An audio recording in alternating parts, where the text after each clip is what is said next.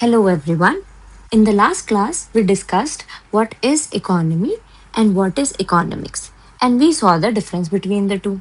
In today's class, let's look at the approaches to study economics. There are two approaches, positive economics and normative economics. Let's see positive economics first. When we are looking at social facts of life and when we are seeing things as they are, then we are using the positive economics approach. What does this mean? Let's take an example to understand this. India is the most populated country. There is LPG shortage in India. 5.3% population in India is living below poverty line. What is common in these statements? It is that all these are facts and they are telling us the actual condition in India. They are telling us what is actually happening on ground. They are describing the economic problems, and they will also be telling that how they are actually solved. Suppose there was also a statement कि Indian government has launched this scheme to solve this LPG crisis problem. So it will also be a positive statement. They are telling us what is actually being done on ground. So what is normative economics then? When we are talking about things in the form of ought to be, it is कि जब हम ये बताते हैं कि what should be done, how economic problems should be done, then we are taking the normative approach. Let's take an example. India should not be overpopulated country. Poverty should be reduced. LPG shortage should be balanced with LPG supply. जब हम should ought to be ऐसे words use करके कोई भी statement आता है तो it is telling us that it is a normative statement or it is a normative approach to economics. So positive statement जब होता है, पॉजिटिव इकोनॉमिक्स की अप्रोच हम जब यूज करते हैं when we are describing things as they actually are and when we are telling you what should be done, what ought to be done, then we are taking this normative economics approach. Let's see their differences also. So positive economics के जो statements होते हैं they are verifiable. What does verifiability means? It means that we can verify them with the help of actual data. We can check it whether it is correct or not with the help of actual data. In the given examples, first statement is wrong. क्यों? Because China is the most populated country. India is not the most populated country according to the last census we had, 2011 वाला census के according. India is not the most populated country in the world. China is. Okay. But बाकी के दो statements सही है क्योंकि हम उनको एक्चुअल डेटा के साथ में कंपेयर करके चेक कर सकते हैं. बट नॉर्मेटिव स्टेटमेंट्स के साथ क्या होता है? These are not verifiable because you can not check it with any data कि ये सही है या नहीं. These are just opinions, these are just ideals कि क्या होना चाहिए. There is no fact in it और आप फैक्ट को ही सिर्फ क्रॉस चेक कर सकते हो टू बी राइट और रॉन्ग, पर आप ऐसे नॉर्मेटिव स्टेटमेंट्स को कभी भी चेक नहीं कर सकते हो. Then the third difference is the purpose. The purpose of positive economics is to make real description of an economic activity. We are just describing what is happening in the economy. But in normative economics, the purpose is to determine the ideals that how economic problems should be solved. We are telling you how it is ought to be done. Then, in positive economics, is it suggestive? No, it is not at all suggestive because it is based on facts. It is not at all giving you any suggestions कि आपको किस problem को कैसे solve करना चाहिए. It is just telling you how the problems are actually solved and what are the problems. On the other hand, normative economics is suggestive in nature. It is telling you कि how problems should be solved. It is based on individual opinion. Then value judgment. Since it is based on facts, there is no value judgment. You cannot judge a fact as good or bad because it is mere a fact. वो बस है. वो सही आप उसको देख के आपको अच्छा लग रहा है बुरा लग रहा है, it doesn't matter. It is a fact. But normative economics के अंदर there is value judgment. You are telling what is good for the economy and what is not good for the economy because you are making suggestions here. So positive economics tells you what the economic problems are, and normative economics tells you how they ought to be solved. Okay, and these two are also, they also go hand in hand. Like there is no watertight compartmentalization in these कि positive economics यहाँ खत्म हो रहा है, normative economics यहाँ शुरू हो रहा है, और जो इनका कोई आपस में इंटरकनेक्शन नहीं है. No, it's wrong. They are interconnected because positive economics help you identify the problem and normative economics helps you solve the problem by giving the suggestions. और फिर हम उसके ऊपर इकोनॉमी काम करती है इस सजेशन के ऊपर, एंड देन वी सी कि फैक्ट्स में, कि एक्चुअल फैक्ट में कितना काम हुआ है. फिर हम और ट्राई करते हैं इस आइडियल के नजदीक पहुंचने की to solve the economic problems. So they go hand in hand. I hope this is clear. Then after this, we are going to understand the different branches of economics. Simply economics को हम दो दो बड़ी बड़ी branches की मदद से पढ़ते हैं, because it's a big subject. हम उसको एक तरीके से ही कंप्लीटली नहीं पढ़ सकते हैं, एक साथ नहीं पढ़ सकते हैं. तो we have made two branches of it. One is micro economics and the second one is macro economics. Let's see them one by one. Micro economics. Micro economics के फादर एडम स्मिथ को कहा जाता है. Adam Smith को एक classical economist कह सकते हैं. He is an old guy, old economist from Scotland, UK. And इन्होंने अपनी बुक में वेल्थ ऑफ नेशन में इकोनॉमिक्स की थ्योरीज दी थी बहुत सारी, जो हम धीरे धीरे माइक्रो इकोनॉमिक्स जब हम पढ़ेंगे तो उसके अंदर हम वो सारी थ्योरीज पढ़ेंगे. एंड वो सारी थ्योरीज उन्होंने फर्स्ट टाइम दी थी, इसलिए he is known as the founder of micro economics. Okay, and macro economics के ऐसे ही फाउंडर और फादर कहा जाता है जॉन मेनार्ड कीन्स को. इन्होंने भी बहुत ही इंपॉर्टेंट मैक्रो इकोनॉमिक्स की थ्योरीज दी थी. इन्होंने फर्स्ट टाइम इनसे पहले वाले इकोनॉमिस्ट जो भी थे जैसे एडम स्मिथ, इनको क्लासिकल इकोनॉमिस्ट कहा जाता है एडम स्मिथ को, इनको क्वेश्चन किया था और he gave new bigger theories. जो मैक्रो कॉन्सेप्ट्स थे पहली बार इन्होंने ही इंट्रोड्यूस करवाए थे. That's why he is known as the father of macro economics. हमें इनके बारे में ज्यादा जानने की जरूरत है नहीं. ये दोनों यूके से थे. He was from Scotland, he belong to Cambridge University. बस इतना ही है. Like it's just for your information. Then, but you should know कि who is father of economics or macroeconomics. Okay. Then microeconomics के बारे में हम और जाने तो micro comes from the Greek word micros. It means small. Okay. And here we study the behavior of individual units of economy.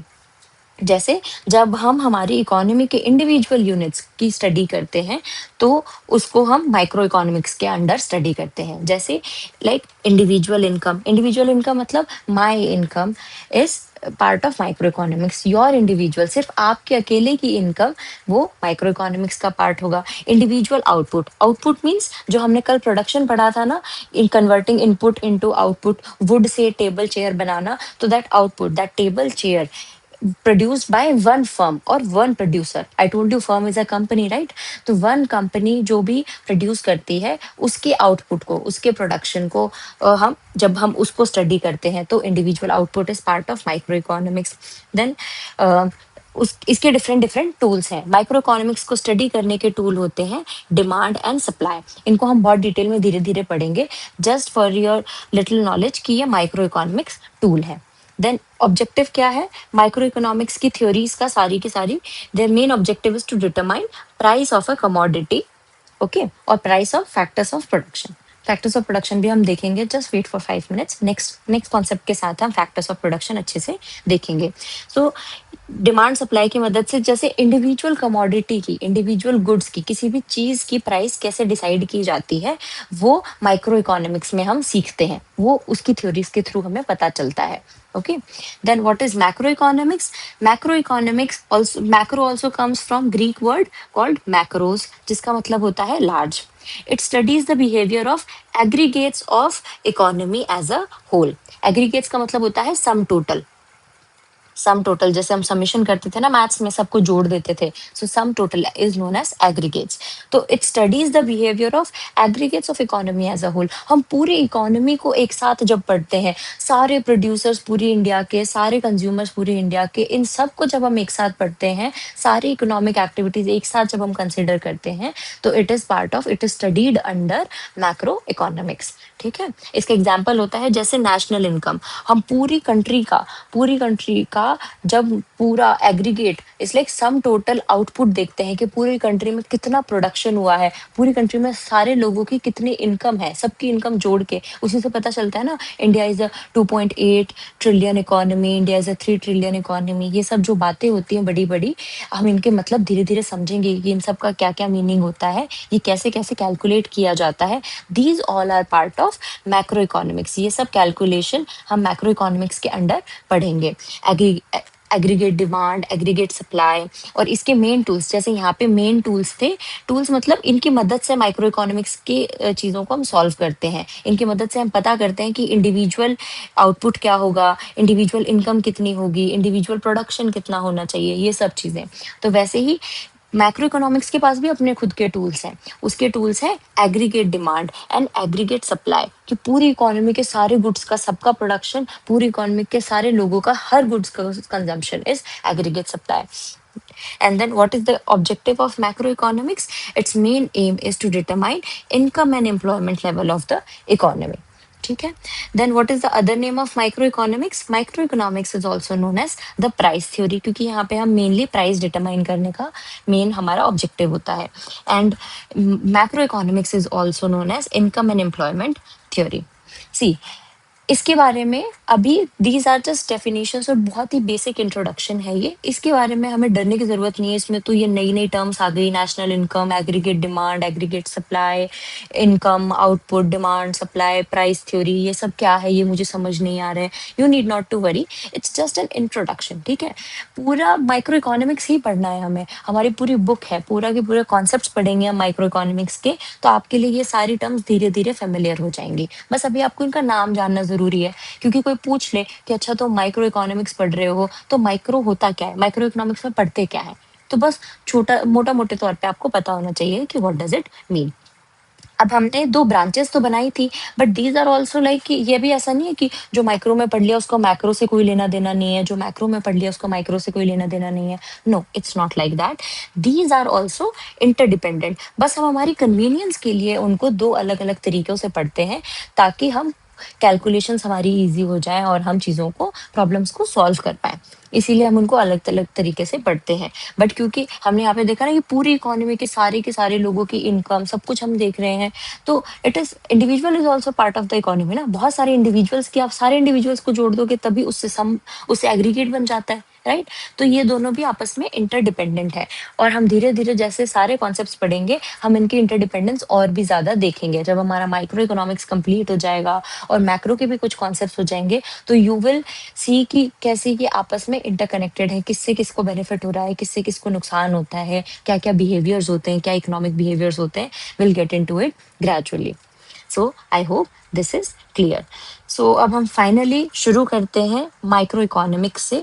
जिस किसी को डाउट है कि ये किस क्लास का सब्जेक्ट है या कोई और चीज है, तो this is part of class 12th CBSE syllabus.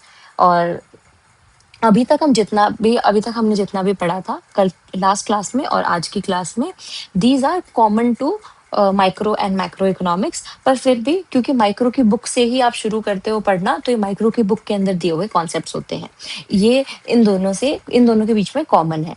तो हम हमारी पहली बुक शुरू करते हैं माइक्रो इकोनॉमिक्स, और उसका अब हम फर्स्ट टॉपिक रीड करेंगे। पहले हम थोड़ा सा ओवरव्यू ले लेते हैं माइक्रो इकोनॉमिक्स में क्या क्या टॉपिक्स हमें पढ़ने होंगे अकॉर्डिंग टू 12th एनसीईआरटी। सो सबसे पहले हम पढ़ेंगे what are different types of economies. हमने पढ़ी थी कि what is economy and what is economics. अब हम देखेंगे अलग अलग तरीके की इकोनॉमीज क्या होती हैं। फिर we will see what are the central problems of economy. Then we will see opportunity cost and production possibility curve, famously known as the PPC curve. फिर हम देखेंगे consumers equilibrium.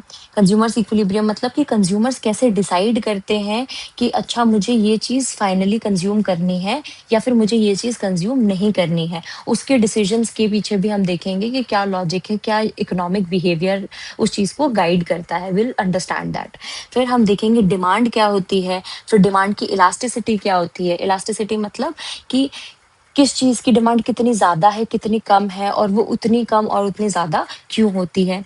Then we will see producers behaviour, कि कैसे एक producer decide करता है कि मुझे ये गुड प्रोड्यूस करना है या नहीं प्रोड्यूस करना है, फिर क्या क्या फैक्टर्स उस चीज को अफेक्ट करते हैं। We will see supply, we will see production, cost, revenue, production producers equilibrium, then elasticity and supply. Then we will see price determination. हमने अभी देखा ना, माइक्रो इकोनॉमिक्स का मेन एम ही होता है to determine price of a commodity. तो हम देखेंगे कि कैसे फिर फाइनली प्राइस डिटरमाइन किया जाता है किसी भी कमोडिटी का, किसी भी गुड्स का। कमोडिटी मतलब कोई भी चीज, जैसे table, chair, bottle, pen, pencil, ये सब कमोडिटी हैं। कोई भी चीज को हम कमोडिटी बोलते हैं इकोनॉमिक्स में, ठीक है। तो उसकी प्राइस हम फाइनली कैसे डिसाइड करते हैं, ये भी हम सीखेंगे। And then different forms of market, कितने अलग अलग तरीके के मार्केट्स होते हैं, ये हम पूरे माइक्रो इकोनॉमिक्स के कोर्स में धीरे धीरे करके सीखेंगे। तो let's begin with our first topic, different types of economies. So types of economies में देर आर बेसिकली सॉरी या there are basically four types of economies, जिसमें इसको तो हम बहुत ज्यादा डिटेल में नहीं पढ़ते हैं, ट्रेडिशनल इकोनॉमी को।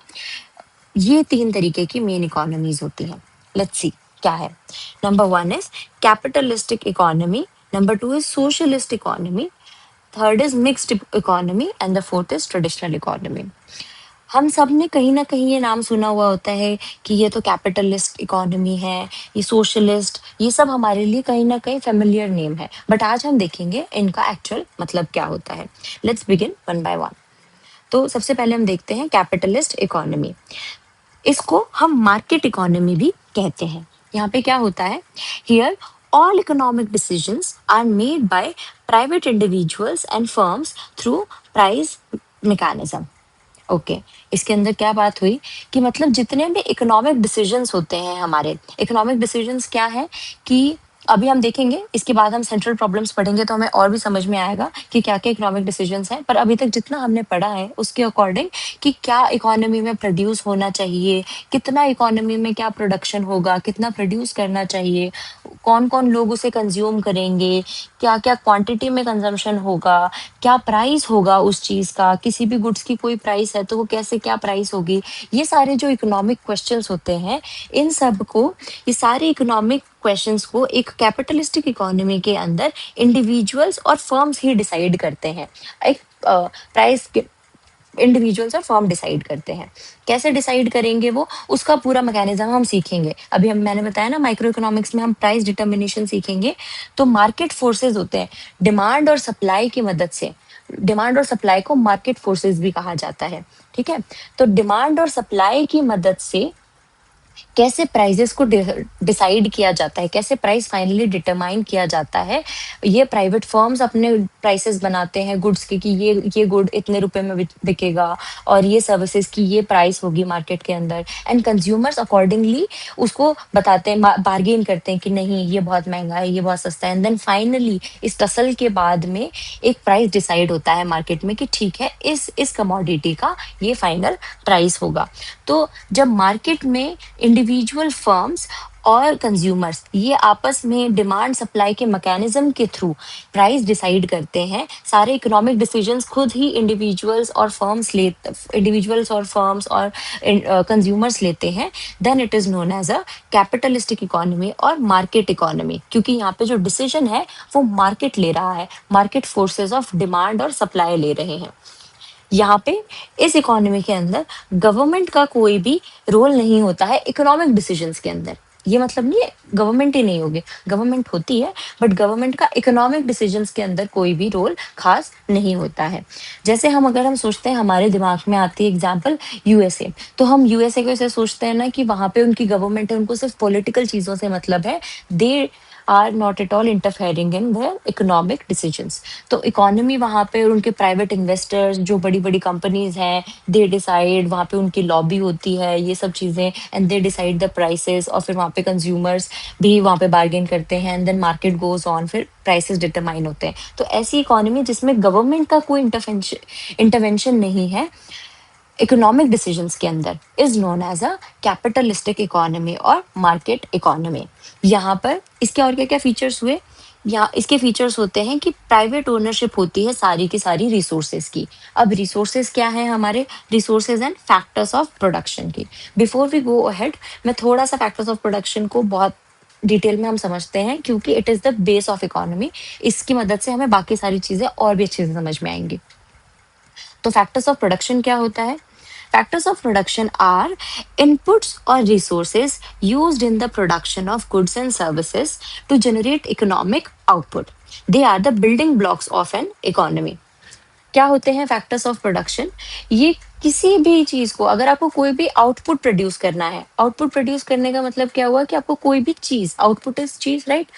कोई भी चीज आपको प्रोड्यूस करनी है, कोई भी कमोडिटी आपको अगर प्रोड्यूस करनी है, तो उसको प्रोड्यूस करने में आपको जितने भी इनपुट्स लगेंगे, जो जो चीजों की रिक्वायरमेंट होगी उस फाइनल प्रोडक्ट को बनाने के लिए, are your factors of production. ठीक है, ऐसे फैक्टर्स जो प्रोडक्शन में आपको हेल्प करेंगे are the factors of production. Input का मतलब क्या होता है?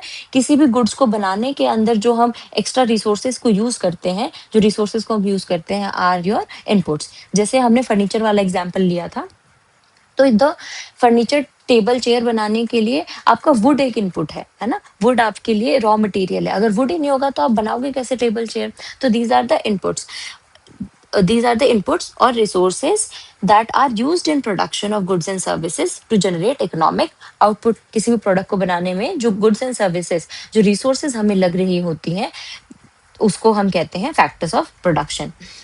सिंस अब हम ये तो पता ही है, since in an economy human wants are unlimited and the resources are scarce. तो इकोनॉमिस्ट को क्या करना पड़ता है, जो हमारी जितनी भी रिसोर्सेज हैं हमने उनको क्लासिफाई कर लिया है, हमने उन्हें कैटेगराइज कर लिया है 4 कैटेगरीज के अंदर, ताकि हमारे लिए वो इजी हो जाए उनको मैनेज करना और उन्हें समझना। हमें पता है इकोनॉमी में प्रॉब्लम स्कैरसिटी की है, उसके कारण हमें चूज करना पड़ता है। चॉइसेस मेक करने के अंदर हमारा क्या मेन गोल था? To makes efficient production, right? सबसे ज्यादा एफिशिएंट तरीके से हमें रिसोर्सेज का यूज करना था। तो एफिशिएंसी के लिए सबसे पहले हमें पता होना चाहिए हमारे पास क्या क्या रिसोर्सेज हैं और हमें उसे कैसे यूज करना है। तो हमने हमारी सारी रिसोर्सेज को इन 4 कैटेगरीज में डिवाइड किया। They are land, labour, capital, entrepreneurship. Okay, तो लैंड का मतलब सिर्फ यहाँ पे सॉइल और जो हम फिजिकल लैंड समझते हैं सिर्फ वो नहीं होता है। इकोनॉमिक्स में सारी नेचुरल रिसोर्सेज, जो भी चीजें हमें नेचर से मिली हैं, आर कंसिडर्ड लैंड। एग्जाम्पल, जैसे एग्रीकल्चरल लैंड है वो तो लैंड है ही, फॉरेस्ट का लैंड है वो भी लैंड है। Okay, sunlight energy, wind energy, क्योंकि ये भी नेचर से ही मिल रही है, फ्री ऑफ कॉस्ट मिली है, इसका हमें किसी इंसान को कोई पैसा नहीं देना है, ना ही इंसान ने कोई कॉन्ट्रीब्यूशन किया है इसको बनाने में। तो ऑल द नेचुरल रिसोर्सेज जो हमें नेचर से फ्री ऑफ कॉस्ट मिली हैं are your are considered part of land. ठीक है, wind energy, climate, weather, minerals जो भी है हमारे, कोल, ऑयल, रिवर्स, सारे लेक्स, ये सब चीजें जितनी भी नेचुरल रिसोर्सेज आपके दिमाग में आ रही हैं are considered part of land. इनकी क्या कैरेक्टरिस्टिक्स होती है कि these are fixed in supply, क्योंकि नेचर से जिस चीज का जितना सप्लाई है वो उतना ही होने वाला है। We can not increase it at our demand. ठीक है, हम हमारी मर्जी से किसी चीज को बढ़ा नहीं सकते हैं। And they are immobile. ठीक है, इमोबाइल, मोबिलिटी का मतलब क्या होता है कि आप उसको एक जगह से दूसरी जगह हिला पा रहे हो, मूव कर पा रहे हो या नहीं। ओके, तो resources are, natural resources are immobile. आप लैंड को एक जगह से दूसरी जगह लेके उठा के नहीं लेके जा सकते हो, राइट? तो natural resources are considered immobile. Okay, and reward क्या मिलता है? अच्छा, रिवॉर्ड का हम देखते हैं। Then second is labour. First is land, land means all the natural resources. Labour का मतलब क्या है? अब लेबर में हमने कैटेगराइज किया all human, physical and mental efforts in production. Production के अंदर जितनी भी ह्यूमन लेबर लग रही है, वो इधर it can be in form of कि मैं फिजिकली जाके खुदाई कर रही हूँ, या फिर my mental labour as a teacher और एज अ डॉक्टर, कि मैंने इतनी पढ़ाई की और वो उसका मैं नॉलेज का यूज करके I am doing something. So all the physical और mental labour, human effort is known as labour. इसका मतलब सिर्फ हमेशा मैनुअल फिजिकल लेबर नहीं होता है। ठीक है, तो इट इंक्लूड्स फिजिकल लेबर जो हम फिजिकली मेहनत करके कर रहे होते हैं, mental labour as I told you, skilled labour and unskilled labour. Skilled labour वो है अगर आपने अपनी स्किल्स पॉलिश करके, जैसे आप पढ़ाई कर रहे हो ताकि आपकी स्किल्स डेवलप हो, आप कोडिंग वगैरह सीखते हो ताकि आप किसी और सॉफ्टवेयर को अच्छे से यूज कर सको, तो यू आर स्किल्ड लेबर, ठीक है। So you have polished your existing जो आपको चीजें थी। एंड देन अनस्किल्ड लेबर का मतलब क्या होता है कि आप सिर्फ मेजरली आपका काम फिजिकल लेबर है, या फिर जो जिसको हम ब्लू कॉलर जॉब्स कहते हैं, कि हमारे घर में जो हाउस हेल्प आती हैं, जो आंटी आती हैं, दीदी आती हैं, they are generally performing unskilled labour और लो स्किल्ड लेबर, क्योंकि वो खाना बना रही होती हैं, क्लीनिंग कर रही होती हैं, उसके अंदर उन्हें बहुत ज्यादा स्किल्स की, एडवांस स्किल्स की जरूरत नहीं होती है। तो she and us and everybody else, सारे human efforts are part of labour in economics, ठीक है। Example construction worker, engineer, doctor, farmer, all these are performing labour. तो लेबर और उसके लेबर परफॉर्म करने वाले को, लेबरर को, हम इन दोनों को सेपरेट नहीं कर सकते हैं, बिकॉज आई एम टीचिंग, आप टीचिंग को साइड मुझसे नहीं कर सकते हो ना, मैं पढ़ा रही हूँ तो वो मेरे स्किल का पार्ट ही होगा हमेशा। Okay, so this is it. And then labor is mobile. Labor can move from one place to another. We humans can move from one place to another, right? तो हमारी लेबर भी हमारे साथ move करती है, ठीक है। Then the third factor of production is capital. Capital is all man-made resources in production of goods and services. ऐसी चीजें जो ऑलरेडी से पहले हमने, मैन मेड जो भी चीजें थी, जो नेचुरल सारी चीजें थी, नेचुरल रिसोर्सेज थी, वो लैंड का पार्ट है।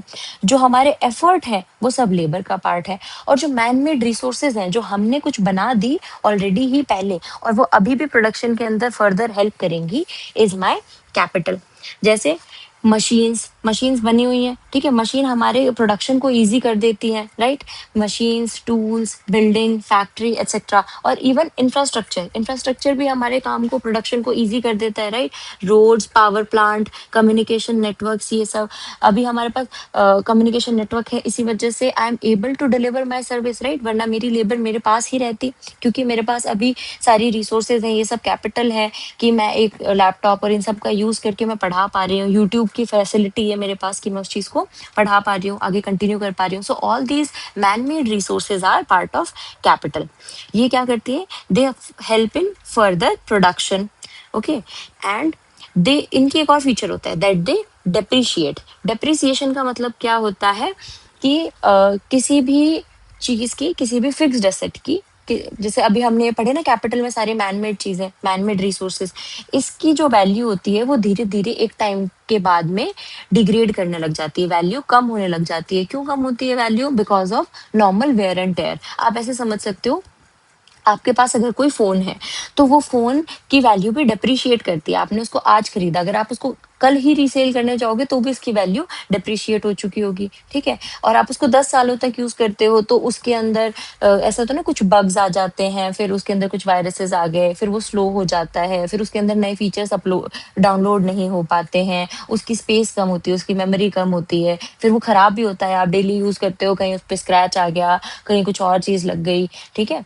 तो दीज जो नॉर्मल वेयर टेयर से किसी भी चीज को आप डेली यूज करते हो, उसके कारण जो उसकी वैल्यू कम होती है, इज कॉल्ड एज डेप्रिसिएशन। तो कैपिटल जो भी है वो डेप्रिशिएट करती है, बिकॉज मशीन को भी आप यूज करोगे तो मशीन भी धीरे धीरे डेप्रिशिएट करेगी, टूल्स भी एक टाइम के बाद में धीरे धीरे खराब होने लग जाएंगे, ऐसी रोड्स भी खराब होती है, उन्हें भी मेंटेनेंस की जरूरत होती है। हर सारी की सारी मैनमेड रिसोर्सेज डेप्रिशिएट करती हैं, okay. And it increases, okay. Capital का एक और फीचर क्या है, it increases productivity of other factors of production. वो बाकी फैक्टर्स ऑफ प्रोडक्शन की प्रोडक्टिविटी कैसे इंक्रीज करते हैं? क्योंकि आपके फोन की मदद से, जैसे आप ह्यूमन हो, राइट, तो आपकी लेबर, आपके एफर्ट्स लेबर में काउंट होंगे। तो आप अगर आपके फोन को यूज करते हो तो उससे आपकी एफिशिएंसी इंक्रीज होती है। जैसे अगर आपके पास सपोज कैलकुलेटर नहीं होता तो आप खुद ही कैलकुलेट करते कि हाँ, प्लस माइनस करके किसी भी चीज को आपको ऐड या सब्ट्रैक्ट करना था, मल्टीप्लाई करना था, तो आप फिजिकली करते, उसमें आपको टाइम लगता मिनिमम, भले आप कितने ही फास्ट हो, आपको 1 मिनट 2 मिनट इतना तो आपको लगता कैलकुलेट करने में, और बड़ी कैलकुलेशन हो जाती हैं तो और ज्यादा टाइम लगता। बट क्योंकि आपके पास अब कैलकुलेटर है, फोन है, तो आपके लिए वो ईजी हो गया, you can do it very quickly. तो उसने आपकी क्या किया, प्रोडक्टिविटी को इंक्रीज कर दिया, आपका टाइम वहां पे सेव हुआ, so that you can do anything other, like any extra thing. उसी पीरियड के अंदर आप और भी ज्यादा दूसरा काम कर सकते हो। तो आपको कैपिटल क्या करती है, capital helps you, increases your productivity, of other factors of production. Okay, then third is entrepreneurship. Entrepreneurship मतलब क्या है? It is the human ability to combine all the other factors of production to produce goods and services and bear the risk involved. Entrepreneurship का मतलब क्या होता है? एक entrepreneur क्या होता है? एक आप ऐसे समझ सकते हो, एक बिजनेसमैन की तरह सोचो, ठीक है? एक बिजनेसमैन ही, एक ह्यूमन के पास ही ये कैपेसिटी है, ये एबिलिटी है कि हम इन बाकी के तीनों चीजों का यूज करके we convert them into a final good और सर्विस। वरना नेचर की चीजें तो नेचर में एज इट इज ही है, ठीक है? हमारी लेबर, मेरे पास जो स्किल है वो मेरे पास एज इट इज ही रहेगी। अगर मैं कुछ आइडिया, मेरे पास उसके लिए कुछ इनोवेटिव आइडिया नहीं होगा, मैं कुछ सोच के इन सब को एक साथ में मिलाऊंगी नहीं, तो it is not going to work at all, ठीक है? तो एंटरप्रेन्योरशिप मतलब क्या हुआ कि एक एंटरप्रेन्योर इन सब चीजों को साथ में मिलाकर वो एक final goods and services produce करने में हमारी हेल्प करता है, ठीक है? It is considered as the most dynamic factor. क्यों? क्योंकि it organises land, labour, capital, इन तीनों को वो ऑर्गेनाइज करके इनको साथ में काम करने लायक बनाता है। एंटरप्रेन्योर की एक और क्या खास बात है? वो अपना खुद का इनोवेशन करता है, बिजनेस आइडिया लेके आता है और ही बेयर्स द रिस्क। क्योंकि अगर ये गुड जैसा वो चाहता था वैसा प्रोड्यूस नहीं हुआ, या फिर जैसे लोग चाहते थे वैसा वो प्रोड्यूस नहीं हुआ, तो फिर उसका कोई भी वेस्टेज हो जाएगी, सारी की सारी चीज, कोई मतलब नहीं हुआ, रिसोर्स वेस्ट हो जाएगा, राइट? एंड हम सीख रहे हैं ना इकोनॉमिक्स के अंदर कि resource can not, should not be wasted, हमें उसका एफिशिएंट यूटिलाइजेशन करना है, because resources are limited in nature, ठीक है? तो दिस इज व्हाट हैपेंस। फिर he bears the risk. Then innovation and growth, he वो एंटरप्रेन्योर क्या करता है? इनोवेशन और ग्रोथ भी करता है। उस वो अपना वो ही नया नया आइडिया लेके आता है ताकि नए नए गुड्स प्रोड्यूस हो सके, नई नई डिमांड जनरेट हो। तभी तो हम देखते हैं ना, मोबाइल्स में भी हमेशा नए नए वर्जन आते रहते हैं, वो इनोवेशन ही तो है। रोज रोज नई नई टेक्नोलॉजी आती है, वो कहाँ से आती है? वो किसी एक इंसान की एबिलिटी ही तो है कि वो ये सब चीजें सोच के, न्यू आइडियाज इनोवेशन के थ्रू, बाकी सारे फैक्टर्स ऑफ प्रोडक्शन को यूज करके ही और she is creating something new. Then he manages overall business, ये हमें पता ही है। तो हमने देख लिया, these were the four factors of production in an economy. ये हर कोई भी तरीके का आपको कुछ भी प्रोडक्शन करना हो, कुछ भी करना हो इकोनॉमी के अंदर, तो दीज आर द मस्ट। अगर ये नहीं है तो आप इकोनॉमी में कुछ भी प्रोड्यूस नहीं कर सकते हो। आई होप आपको ये सब समझ में आ गया है। अब ये था, अब देखो इन्होंने तो मेहनत की ना, हम इनको सिर्फ अभी तक कह रहे थे कि ये प्रोडक्शन में यूज हो रहा है, लैंड को भी प्रोडक्शन में यूज कर लिया, लेबर को प्रोडक्शन में यूज कर लिया, कैपिटल को प्रोडक्शन में यूज कर लिया, एंटरप्रेन्योर को भी प्रोडक्शन में यूज कर लिया। तो अब ये सब प्रोडक्शन करेंगे तो सबको हमेशा रिटर्न्स तो चाहिए ही होते हैं ना, सबको रिवॉर्ड्स तो चाहिए ही। हम ये कोई भी हम काम करते हैं, कोई भी कमोडिटी अगर प्रोड्यूस की जाती है तो उससे कुछ ना कुछ रिटर्न चाहिए ही, हम सबको प्रॉफिट तो कुछ ना कुछ चाहिए। तो अब हम देखते हैं इन सारे इंडिविजुअल फैक्टर्स ऑफ प्रोडक्शन को क्या क्या रिटर्न्स मिलते हैं, क्या क्या इनके रिवॉर्ड होता है, इतनी मेहनत करने का इन्हें क्या रिवॉर्ड मिलता है। तो हमारे लैंड का रिवॉर्ड होता है रेंट के फॉर्म में, राइट? कि हमारे लैंड को जो रिटर्न मिलते हैं उसको हम रेंट कहते हैं। जैसे अगर हमारे पास हम वैसे भी जनरली देखें तो अगर एग्रीकल्चर सेक्टर के अंदर ही हम समझें तो एक पीस ऑफ लैंड है, सपोज आप लोग भी, आपके पेरेंट्स भी पीस ऑफ लैंड ओन करते होंगे गांव में। अब उन्होंने क्या किया होगा, उसको किसी को रेंट पे दे दिया कि कोई उसके ऊपर आके कोई और खेती कर रहा है, and then you are bearing the benefits. तो आपको बस उस लैंड का रेंट मिल जाता है। हम ऐसे ही घर देते हैं ना रेंट पे कि हाँ ये वाला हाउस, कुछ लोग रेंट पे रहते भी होंगे, तो हम उस बिल्डिंग के अंदर रह रहे हैं एंड द बिल्डिंग इज, क्योंकि वो यूज हो रही है तो उसका हम रिटर्न में क्या देते हैं? रेंट देते हैं। तो लैंड का जो रिवॉर्ड होता है, सारी नेचुरल रिसोर्सेज के रिवॉर्ड को हम रेंट कहते हैं। देन लेबर जो है, फिजिकल मेंटल लेबर जो ह्यूमन का हमने अभी सीखा, उस लेबर का रिवॉर्ड होता है वेजेस और सैलरी, ठीक है? क्योंकि आप जितनी भी मेहनत करते हो, अगर कोई फिजिकल वर्कर है जो काम कर रहा होता है तो उसको डेली वेज वर्कर्स होते हैं, उन्हें वेज मिलते हैं, उनकी सैलरी को वेज कहते हैं, बस वेज कुछ और नहीं है, सैलरी को ही वेजेस कहते हैं। अगर वो जनरली अनस्किल्ड वर्कर्स की सैलरी को वेज कह देते हैं, ठीक है? क्योंकि वो फिक्स नहीं होती है, वो डेली बेसिस पे होती है कि आज आपकी सैलरी, आज आपको काम मिल गया तो आपको इतनी सैलरी मिल जाएगी, नहीं मिला तो आज आपको कोई काम ही नहीं है और कोई सैलरी भी नहीं है आपकी। देन सैलरी वही है, सैलरी हमें जो हमारे टीचर्स को मिलती है, डॉक्टर्स को होती है, सबकी जो अलग अलग सैलरी होती है वो सैलरी है। तो लेबर को, फिजिकल मेंटल एफर्ट को, लेबर को रिवॉर्ड मिलता है वेजेस या सैलरी का। देन कैपिटल, कैपिटल को क्या रिटर्न मिलता है? कैपिटल को रिटर्न मिलता है इंटरेस्ट के फॉर्म में। ठीक है, जो कैपिटल को रिटर्न मिलता है उसको हम इंटरेस्ट कहते हैं। ठीक है, देन एंटरप्रेन्योरशिप या फिर एंटरप्रेन्योर को हमारे क्या रिटर्न मिलता है? उसको रिटर्न मिलता है प्रॉफिट। उसने इतनी मेहनत की, इन सबको आपस में कंबाइन किया और एक यूजफुल प्रोडक्ट बनाया, तो उसके बदले में वो क्यों कर रहा होता है? प्रोडक्शन ही फर्स्ट प्लेस में क्यों किया उसने? ताकि उसे प्रॉफिट हो सके, कुछ प्रॉफिट वो जनरेट कर सके एंड ही कैन एंजॉय। तो I hope factors of production हमारे क्लियर हैं। दीज आर द इनपुट्स और resources used in production of goods and services to generate economic output. They are the building blocks of an economy. अब हमारे लिए सबको समझना बहुत ही ईजी हो जाएगा। अब कुछ भी नहीं है, बस अब फटाफट 5 मिनट का काम है और हमें सारी की सारी economies, different types of economies अच्छे से समझ में आ जाएंगी। तो हम एक बार फिर से देखते हैं। हमने देखा था कैपिटलिस्ट इकोनॉमी या मार्केट इकोनॉमी। यहाँ पे सारे इकोनॉमिक डिसीजंस कौन कर रहा था? प्राइवेट इंडिविजुअल्स या फर्म्स कर रही थी। कैसे कर रही थी?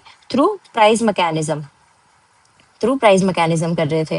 देन यहाँ पे गवर्नमेंट का क्या रोल था? कोई भी रोल नहीं था, इकोनॉमिक एक्टिविटी में कोई भी रोल नहीं था। इनके फीचर्स क्या थे? Number 1, private ownership of resources. ठीक है, जो जितने भी रिसोर्सेज हैं, हमने देख लिया हमारे सारे रिसोर्सेज 4 के अंदर हम कैटेगराइज कर सकते हैं, जिसको हम फैक्टर्स ऑफ प्रोडक्शन भी कहते हैं। तो here they are owned by private sector. Private sector मतलब आप और मैं इंडिविजुअल्स, मतलब सरकार ओन नहीं कर रही है सिंपली उसको। ठीक है, government is not owning the resources, you and me are owning. मैं मेरी लेबर को कैसे यूज करना चाहती हूँ, मैं मेरी एंटरप्रेन्योरियल स्किल्स को कैसे यूज करना चाहती हूँ, इज इन माई हैंड्स। मेरा डिसीजन होगा वो। ठीक है, nobody else is going to, government is not going to dictate until unless मैं बहुत ही कुछ एक्सट्रीम नहीं कर रही हूँ, तो मैं बेसिक अपनी चीजों को यूज खुद ही कर सकती हूँ। देन यहाँ पे मोटिव क्या है? इस इकोनॉमी में प्रोडक्शन करने का मोटिव क्या होता है? प्रॉफिट। ठीक है, जो हमने देखा था एंटरप्रेन्योर का भी होता है। तो यहाँ पे क्योंकि प्राइवेट ओनर्स हैं उन रिसोर्सेज के, तो they are producing anything at all because of profit. Then यहाँ पे जो प्राइस है मार्केट में, क्योंकि कमोडिटी प्रोडक्शन हो रहा है तो उसकी प्राइस तो होगी ही। तो price is determined by market forces. मैंने अभी बताया था मार्केट फोर्सेस किसे कहा जाता है? डिमांड और सप्लाई को। डोंट वरी, धीरे धीरे समझ आएगा कि डिमांड क्या होता है, सप्लाई क्या होता है। अभी बस जितना आप अब्जॉर्ब कर सकते हो इन सारी इंफॉर्मेशन को, या जितना आप इनका थोड़ा सा सेंस मेक करके समझ सकते हो, उतना you just try to do it. Gradually everything will start to make sense in your head.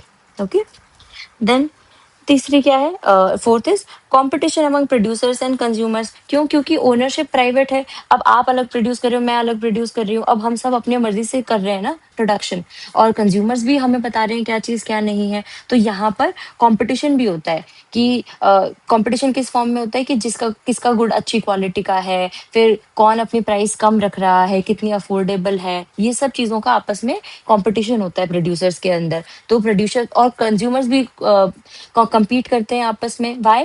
Because the resources are limited, उन्हें भी जल्दी से जल्दी परचेज करना होता है। ठीक है, तो कंपटीशन है इस इकोनॉमी के अंदर। Then there is minimal government interference in economics, हमने अभी पढ़ ही लिया था। तो इस इकोनॉमी को हम, जिसे हम कैपिटलिस्ट इकोनॉमी कह रहे हैं, जिसे हम मार्केट इकोनॉमी कह रहे हैं, उसे कई बार लेजे फेयर मॉडल भी कहा जाता है, उसे लेजे फेयर इकोनॉमी भी कहा जाता है। It is a economy where all the economic decisions are made by private individual firms and the government does not interfere in economic decisions. The decisions here are taken by market forces of demand and supply. I hope it is clear. ठीक है, अभी हम पहले socialist economy भी समझ लेते हैं, फिर हमें और अच्छे से समझ में आएगा। सोशलिस्ट इकोनॉमी में क्या होता है? इसको कमांड इकोनॉमी भी कहा जाता है। यहाँ पर हमारे जो फैक्टर्स ऑफ प्रोडक्शन है, जो हमारी सारी की सारी रिसोर्सेज हैं इकोनॉमी की, they are owned by government और अ सेंट्रल अथॉरिटी जो गवर्नमेंट अपॉइंट करती है। ठीक है, all the resources are owned by government and all the economic decisions are taken by government. कि आप कौन इकोनॉमी के अंदर क्या प्रोड्यूस करेगा, कौन क्या पढ़ाएगा और कौन नहीं पढ़ाएगा, कौन क्या चीजें बनेंगी क्या नहीं बनेंगी, सारे के सारे decisions government is going to take. यहाँ पे आपके पास और मेरे पास, हम इंडिविजुअल प्रोड्यूसर्स या कंज्यूमर्स के पास कोई भी फ्रीडम नहीं है, इकोनॉमिक फ्रीडम कोई भी नहीं होती है। There is no private ownership और नो फ्री मार्केट। मार्केट यहाँ पे फ्री नहीं है कि आपकी मर्जी की तो आपने आज प्रोडक्शन हम हमारी कंट्री में हमें ये फ्रीडम है ना, हम देखते हैं कि यार मेरा मन है, अब मुझे एक बिजनेस आइडिया आया तो हम जाते हैं और हमारी एक छोटी सी दुकान लगा के वो चीज शुरू कर देते हैं, या फिर मुझे ऐसा लगा कि मैं पढ़ा सकती हूँ, मैं अच्छा पढ़ाती हूँ, तो I have started this YouTube channel. मुझे किसी की परमिशन नहीं लेनी पड़ी गवर्नमेंट में जाके, या फिर मेरे पास ये रेस्ट्रिक्शन नहीं था कि नहीं तुम नहीं कर सकती हो, तुम्हें ये करना होगा तो तुम्हें ये रूल्स फॉलो करने होंगे। नहीं, there was nothing like that. हमारे पास ये फ्रीडम है, ये मार्केट फ्री है। I can enter and I can exit wherever I want. अगर मैं कोई इंसान यहाँ अब नहीं पढ़ाना चाहता है, कोई अपना काम कंटिन्यू नहीं करना चाहता है, तो they can leave the market, वो कभी भी छोड़ सकते हैं, उस चीज की भी फ्रीडम है। बट सोशलिस्ट इकोनॉमी के अंदर ये फ्रीडम नहीं होती है। गवर्नमेंट ही डिसाइड करती है, गवर्नमेंट ही सारा प्रोडक्शन करती है, गवर्नमेंट के पास ही सारे फैक्टर्स ऑफ प्रोडक्शन की ओनरशिप होती है। और क्या फीचर्स हैं? Government owns all the factors of production. दूसरा, यहाँ पे मोटिव जो है ना प्रोडक्शन का, वो सोशल वेलफेयर होता है, ना कि प्रॉफिट मोटिव होता है। यहाँ पे हमने देखा था कि हम क्यों प्रोड्यूस कर रहे हैं, आप और मैं इंडिविजुअली हम क्यों प्रोड्यूस करेंगे, ताकि हमें प्रॉफिट हो, हम पैसा ज्यादा से ज्यादा कमाए, हमें बेनिफिट हो। बट क्योंकि सोशलिस्ट इकोनॉमी के अंदर प्रोडक्शन आप और मैं डिसाइड नहीं कर रहे हैं, इंडिविजुअल्स डिसाइड नहीं कर रहे हैं, तो here the motive is not at all profit. जब मुझे डिसाइड करने का ही राइट नहीं है, मेरे पास वही फ्रीडम नहीं है, तो मैं प्रॉफिट कैसे कमाऊंगी? गवर्नमेंट ही बताएगी क्या चीज, कौन सा गुड्स प्रोड्यूस होगा, वो किस क्वांटिटी में प्रोड्यूस होगा, उसका प्राइस क्या होगा, वो भी गवर्नमेंट ही बताएगी। अब प्राइस ही जब मैं ऊपर नीचे नहीं कर पाऊंगी तो मैं कैसे प्रॉफिट कमाऊंगी उसके अंदर, राइट? तो here the there is no price mechanism of the market, या डिमांड सप्लाई कुछ नहीं कर पाता है, गवर्नमेंट ही सब कुछ एनालाइज करके खुद ही प्राइस डिसाइड करती है। तो जब कोई सब सारे रेस्ट्रिक्शंस गवर्नमेंट ही सब कुछ बता रही है, तो कोई कंपटीशन ही नहीं है, because government is the sole producer. सारे प्रोडक्शन गवर्नमेंट के फॉर्म में ही कहलाएंगे, गवर्नमेंट के नाम पे ही होंगे, तो गवर्नमेंट ही प्रोड्यूस करिए, तो कोई कंपटीशन ही नहीं है। देन यहाँ पे कंज्यूमर के पास कोई कंप्लीट सोवरेनिटी नहीं है। सोवरेनिटी मतलब होता है कि full freedom to take your decisions. तो कंज्यूमर्स इसके कैपिटलिस्टिक इकोनॉमी के अंदर तो कंज्यूमर्स के पास भी राइट्स होते हैं, वो अपने डिसीजन खुद से लेते हैं कि मुझे ये गुड्स खरीदना है या नहीं, मुझे ये प्रोडक्ट खरीदना है या नहीं खरीदना है।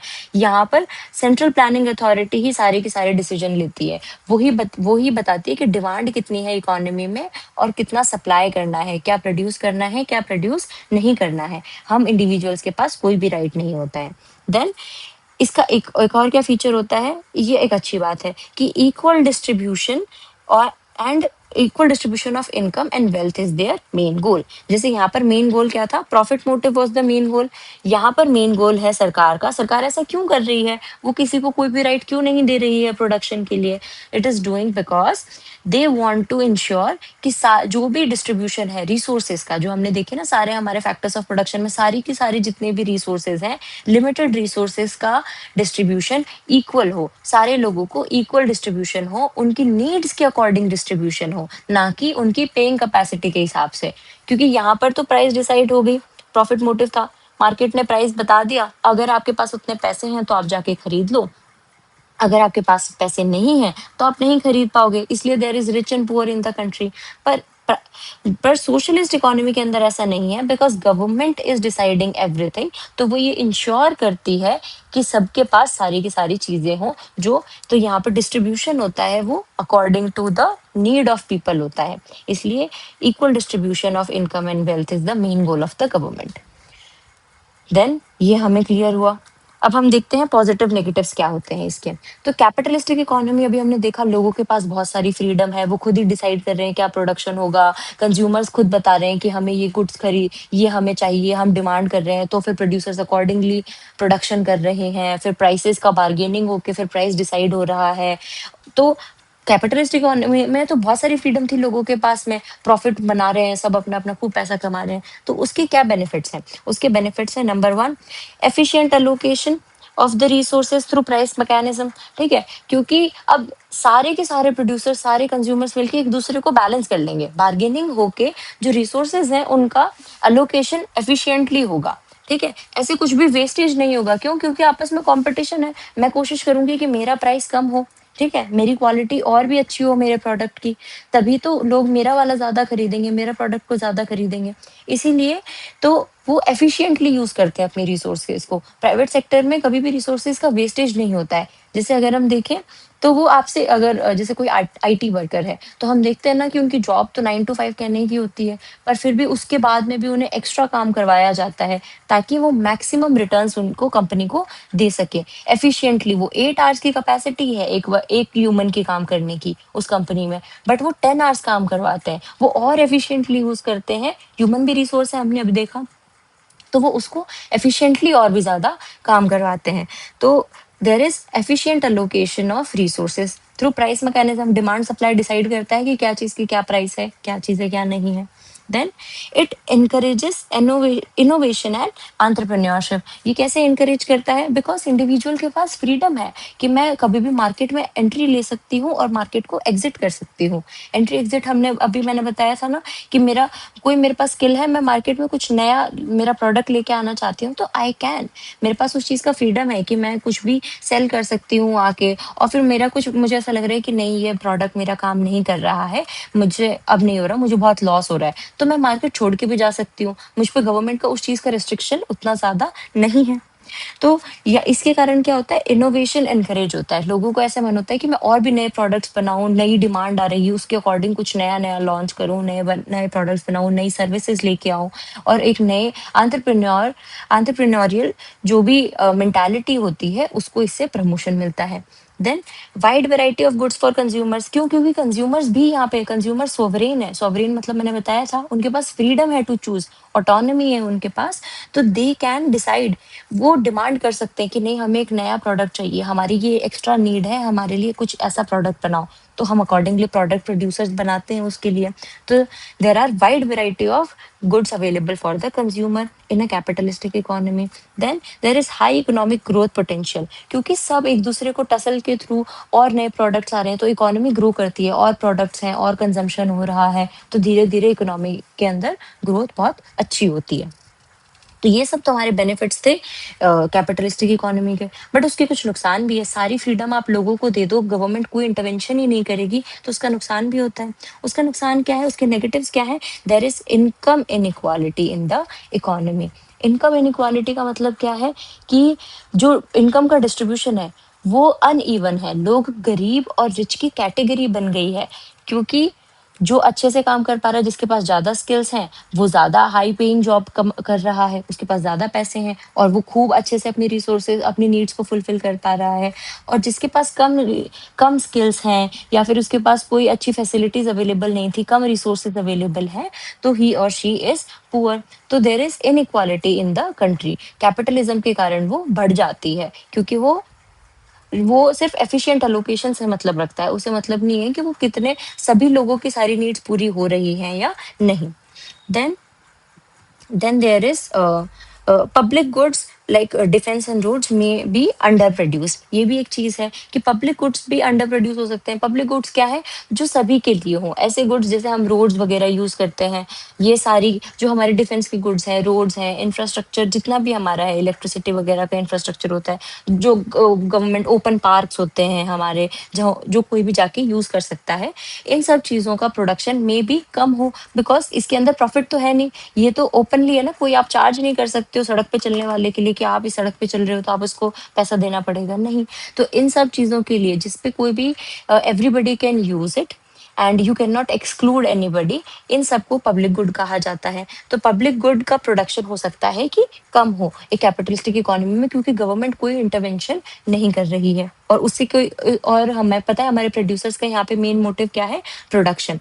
इसी वजह से they are not going to produce them more, तो हो सकता है उसकी कमी हो जाए। Then not safety, no safety net for poor and vulnerable, because here the sole motto is profit making, profit generation. तो पुअर्स और वल्नरेबल्स को दिमाग में रख के चीजें नहीं की जाती हैं, प्रोडक्शन नहीं किया जाता है, ठीक है। The prices may go up and up, high and high, because the producer wants to make more and more profit. तो वो ये नहीं देखेगा कि even basic necessities, even food, clothing and shelter, ये सब चीजें भी सबको अवेलेबल नहीं हो पा रही हैं, इनके प्राइसेस भी एक्सक्रूशिएटिंगली हाई है, they do not care about it. उनको सिर्फ प्रॉफिट मेकिंग होती है, तो उससे उनका कोई भी ध्यान नहीं रखता है, जो हमारी कंट्री में पुअर या वल्नरेबल लोग हैं, जो इन सब चीजों को अच्छे से अवेल अभी नहीं कर पाते हैं। ओके, तो I hope this is clear कि कैपिटलिस्टिक इकोनॉमी क्या होती है और उसके अंदर कैसे वो रन करती है। इसके एग्जाम्पल क्या है, हमारा यूएसए, यूके, ऑस्ट्रेलिया, कनाडा, हमारे बिकम जो रिच कंट्रीज हैं मेजरली, वहाँ पर बहुत सारे, जरूरी नहीं सारे रिच कंट्रीज यही मॉडल फॉलो करें, but USA, UK, Australia, Canada major countries हैं जो इस मॉडल को फॉलो करती है। वहाँ पे गवर्नमेंट का इंटरवेंशन बहुत ही मिनिमलिस्टिक है, वो इकोनॉमिक एक्टिविटीज के अंदर इंटरवीन नहीं करते हैं। Then let's see socialist economy, इसके क्या क्या बेनिफिट हैं। अगर आपको इमेज के लिए चाहिए तो मैं पहले ही बता देती हूँ कि फॉर्मर क्यूबा, नॉर्थ कोरिया सबको पता होता है, नॉर्थ कोरिया, फॉर क्यूबा एक कंट्री है छोटी सी, और फॉर्मर यूएसएसआर, ये एग्जांपल्स हैं सोशलिस्टिक कंट्री के। तो आप इमेजिन कर सकते हो कि कैसे हो सकता था। यूएसएसआर इज सोवियत यूनियन, जो अभी रशिया है, और बहुत सारी और भी छोटी छोटी कंट्रीज पहले उसका पार्ट थी, बट अभी सिर्फ उसका रशिया ही बच गया है। तो यूएसएसआर को आप रशिया से इमेजिन कर सकते हो। अभी जो रशिया है वहां पे जैसा सा मॉडल पहले और भी ज्यादा स्ट्रिक्ट था, तो वो जो मॉडल है दैट इज सोशलिस्टिक मॉडल। तो हमने देखा था उसके अंदर क्या होता है, गवर्नमेंट ही सारे फैक्टर्स ऑफ प्रोडक्शन को ओन करती है, main motive is social welfare, कोई प्राइस मैकेनिज्म नहीं है क्योंकि डिमांड सप्लाई कुछ करेंगी नहीं, सरकार ही बताएगी कितना डिमांड है कितनी सप्लाई है, तो प्राइस भी सरकार ही डिटरमाइन करती है। There is no competition because government is the sole producer. Okay, then हम बेनिफिट्स क्या देखते हैं, what are the advantages of this kind of model. इसका एडवांटेज है equal distribution of income and wealth, because government is deciding कि कौन कितना, सभी की नीड्स के अकॉर्डिंग प्रोडक्शन हो रहा है, तो nobody is being excluded, सबको ही इंक्लूड किया जा रहा है, तो there is equal distribution of income and wealth. Then there is no exploitation of workers और कंज्यूमर्स, बिकॉज सबको ध्यान में रख के प्राइसेस और डिमांड और सप्लाई सबको सरकार ही मैनेज कर रही है, सबको इक्वल डिस्ट्रीब्यूशन ही उनका मेन गोल है, प्रॉफिट तो है ही नहीं, सोशल वेलफेयर है, इक्वल डिस्ट्रीब्यूशन मेन गोल है, तो एक्सप्लॉइटेशन किसी का भी होगा नहीं। Okay, then resources are directed towards social priorities. Social priorities जैसे एजुकेशन और हेल्थ, इन सब के ऊपर बहुत अच्छे से अच्छी इन्वेस्टमेंट होती है, बिकॉज गवर्नमेंट सब कुछ अपने हिसाब से कर रही है, and these are affordable to everybody, everybody can use it. Actually उनको कोई प्राइस ही पे नहीं करना होता है बहुत सारी बेसिक नेसेसिटी की चीज़ों के लिए, because everything is done by government, तो वो सबके लिए फ्री होता है, स्कूल्स फ्री हो गए, हेल्थ केयर फ्री हो गया, ये सब चीज़ें जो गवर्नमेंट प्रोवाइड कर रही है वो सारी बेसिक नेसेसिटीज़ को वो फ्री कर देती हैं, और बाकी की जो लग्जरी नेसेसिटीज़ हैं, जो और भी चीज़ें हैं आपकी रिक्वायरमेंट्स होती हैं, उनके प्राइसेस भी बहुत ही रेगुलेटेड होते हैं, that everybody can use them.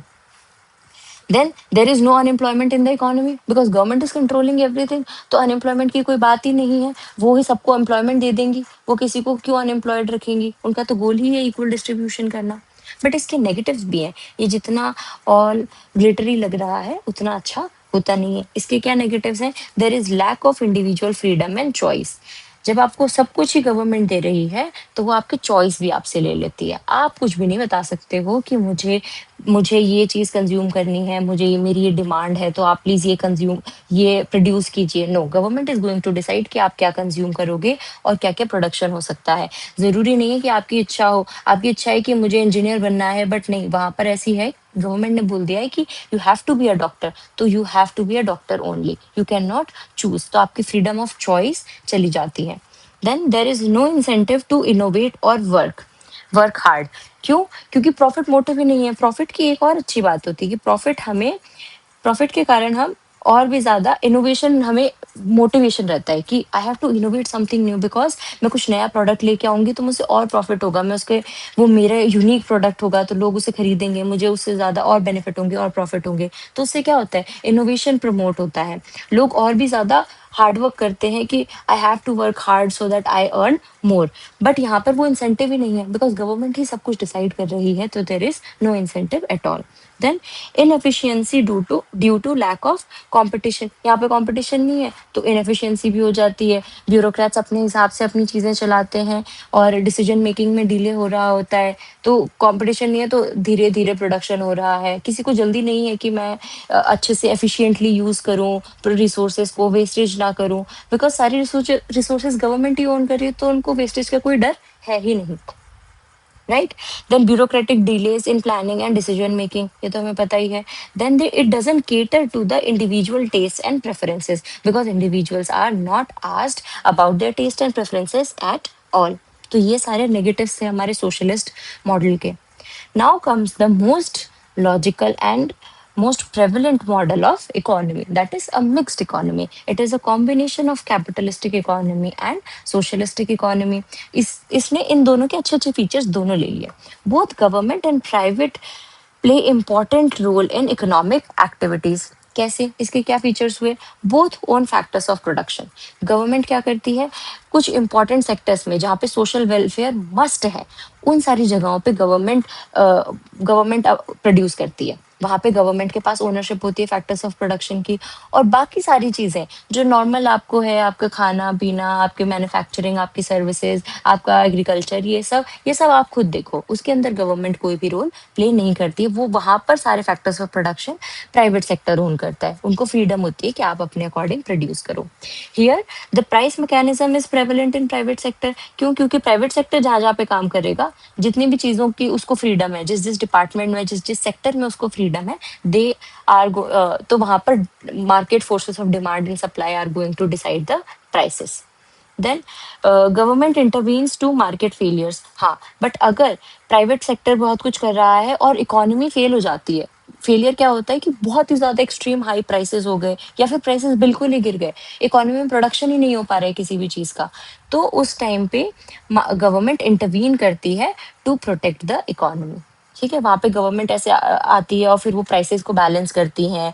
उसकी भी मैकेनिज्म होती है. धीरे धीरे हम पूरा सीखेंगे कि कैसे गवर्नमेंट के इंटरवेंशन से प्राइसेस बैलेंस हो जाते हैं. इकोनॉमी कैसे, आप सबने टर्म्स सुनी हुई होंगी, रिसेशन, डिप्रेशन, बूम, ये सारी जो टर्म्स है, इन सब के भी मीनिंग हम बिजनेस साइकिल्स बोलते हैं इनको, इकोनॉमिक साइकिल्स बोला जाता है. तो हम इनको देखेंगे कि उसके अंदर कैसे उससे बाहर निकला जाता है या फिर किस कंडीशन को ऐसे बोला जाता है.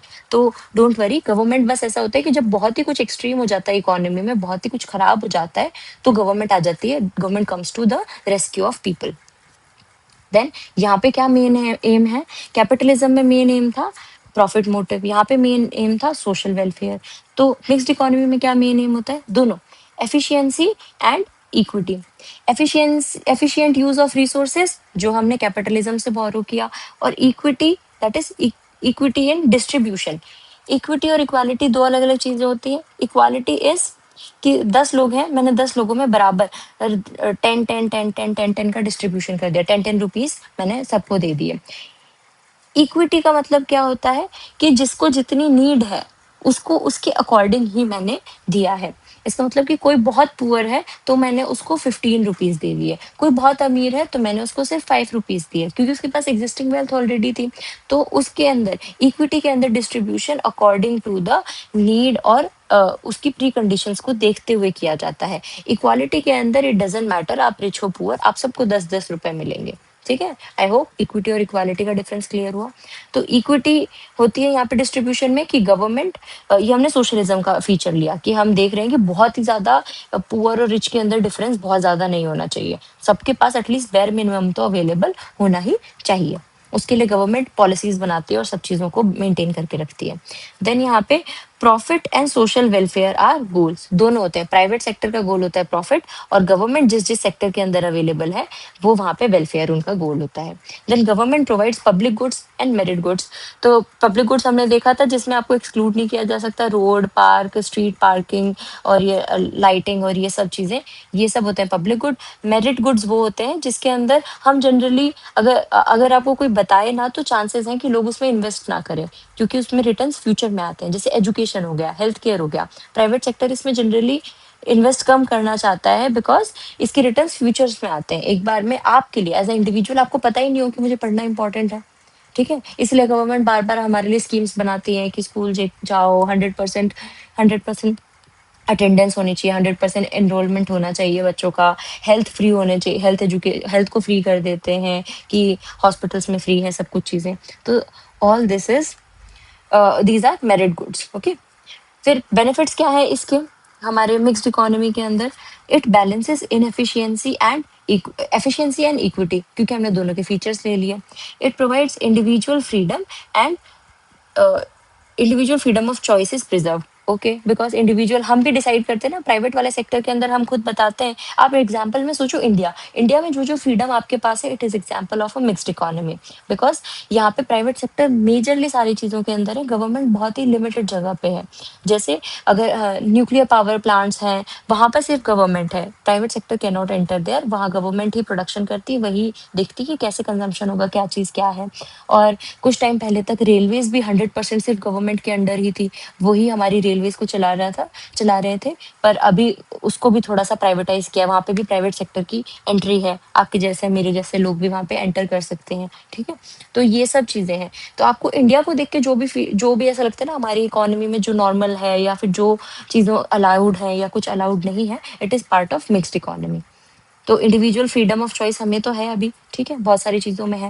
Then government corrects market failures. Okay, जब कुछ प्रॉब्लम होती है तो गवर्नमेंट आती है ना रेस्क्यू के लिए। अभी हमने देखा था एलपीजी की क्राइसिस थी, गवर्नमेंट मेड सम स्कीम्स ताकि उसका सोल्यूशन हो सके।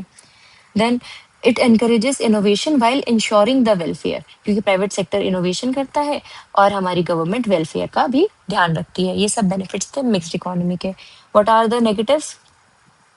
Risk of government over interfering and reducing the efficiency. ऐसा हो सकता है कि गवर्नमेंट बहुत ही ज्यादा इंटरफेयर कर रही है और फिर उससे एफिशिएंसी कम हो जाती है, इसके चांसेस भी हैं। जैसे पहले था, जस्ट इंडिपेंडेंस हुआ, जैसे ही हमारी इंडिपेंडेंस हुई थी 1947 के अंदर, तो उस टाइम पे गवर्नमेंट ही मेजरली सारी के सारे प्रोडक्शन को कंट्रोल कर रही थी, तो उसके कारण बहुत ज्यादा इनएफिशिएंसी थी। तो इसलिए हमने धीरे धीरे इकोनॉमी को प्राइवेट सेक्टर के लिए भी ओपन अप किया था। ये हम इंडियन इकोनॉमिक डेवलपमेंट में बहुत डिटेल से अच्छे से पढ़ेंगे। Then it can lead to corruption and red tape in public sector, क्योंकि गवर्नमेंट के पास पावर है फिर भी गवर्नमेंट इन्फ्लुएंस कर रही है इकोनॉमी को, इसलिए चांसेस ऑफ करप्शन, जहाँ गवर्नमेंट है वहाँ पे चांसेस ऑफ करप्शन हो ही जाते हैं। Then difficult to maintain right balance between private and public sector. Yes, इसका बैलेंस समझना बहुत ही, ये सबसे चैलेंजिंग टास्क होता है एक मिक्स्ड इकोनॉमी के अंदर, कि गवर्नमेंट को किस किस एरिया के अंदर रहना चाहिए। कहीं ज्यादा रहने से उनके यहाँ पे ओवर इंटरवेंशन तो नहीं है, या फिर गवर्नमेंट हर जगह से एकदम से विड्रॉ कर लेगी तो इकोनॉमी बहुत ही रिस्की तो नहीं हो जाएगी, राइट। जैसे बैंक्स हैं, बैंकिंग सिस्टम से गवर्नमेंट कंप्लीटली विड्रॉ नहीं करती है, कुछ कोर कोर कोर चीजों के अंदर गवर्नमेंट अभी भी है। इसलिए रेलवे, ताकि लोगों के लिए अफोर्डेबिलिटी ट्रांसपोर्टेशन की बनी रहे, तो गवर्नमेंट रेलवे से भी कंप्लीट एग्जिट नहीं कर रही है। न्यूक्लियर पावर गवर्नमेंट लोगों के हाथ में नहीं दे सकते, because it is not safe, people might use it for something very disasters also.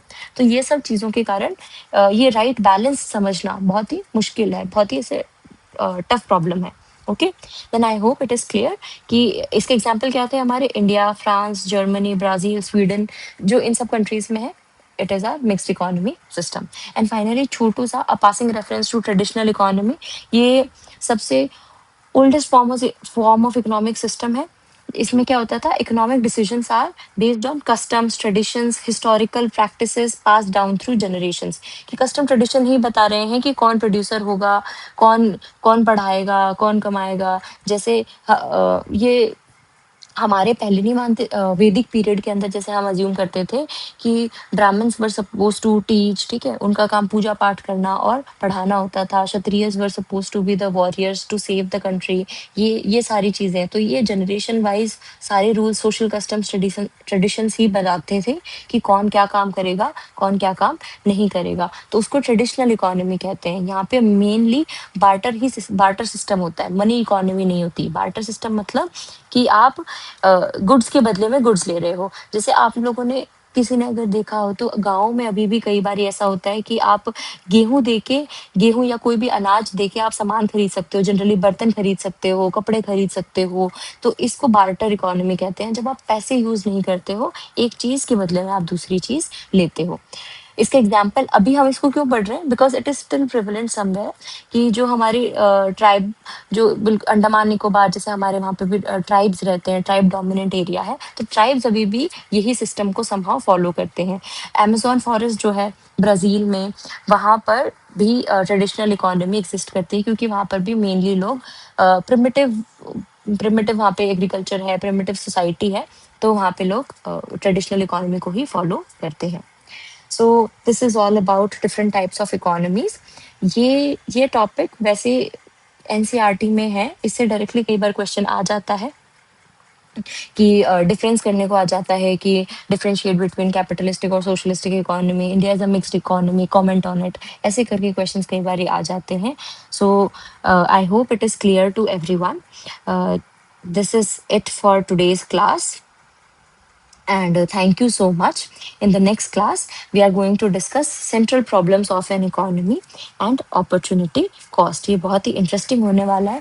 हम जो भी कॉन्सेप्ट्स अभी इन क्लासेस के अंदर हमने 2 दिनों में पढ़ा है, 2 क्लासेस में पढ़ा है, उसको हम धीरे धीरे बार बार रिपीट होंगी ये सारी टर्म्स. इनका हम एप्लीकेशन देखते रहेंगे. You will be able to make more sense of it as we gradually progress. Okay, so I hope you enjoyed the video. If you liked it, please press the like button, subscribe it, and do share it with your friends. Thank you so much. See you in the next video. Thank you.